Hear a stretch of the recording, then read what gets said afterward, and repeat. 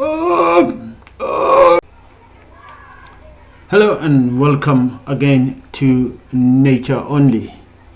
That is Godfrey, the friend of Max.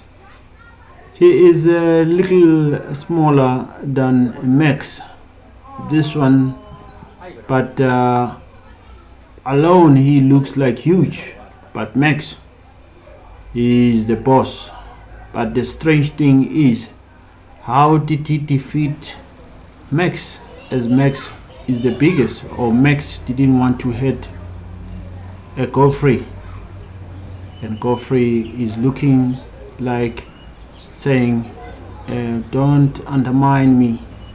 Dynamites come in small packages, and inside I'm strong, but I feel like taking a nap.